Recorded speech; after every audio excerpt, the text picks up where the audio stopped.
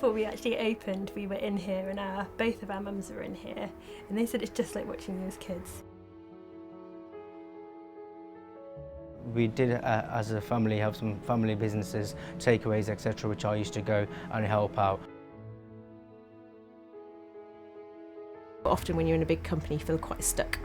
So that was part of the reason I wanted to become self-employed.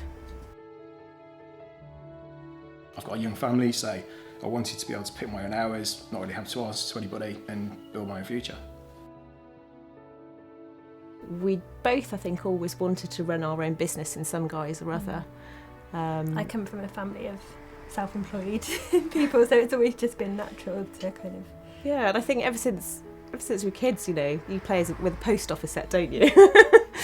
The night before we actually opened, we were in here and both of our mums were in here, and they said it's just like watching you as kids. Yeah. Like, it was when the till arrived, I Yeah. think, wasn't it? I was doing jobs that I was following orders, which is good, but it was very limited to where I could go in my life and in career.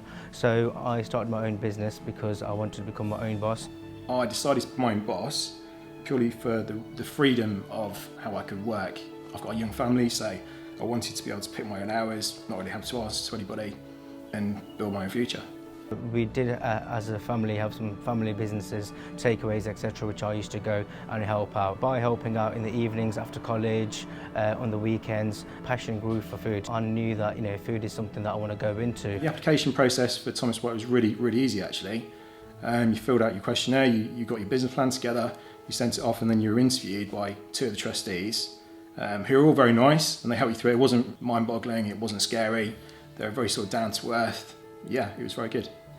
So they did the interview, and I sat outside like an expectant parent, waiting to find out how it had gone. You know, we've gone from one member of staff to having 4 now, so we're definitely going in the right direction. My business has grown dramatically.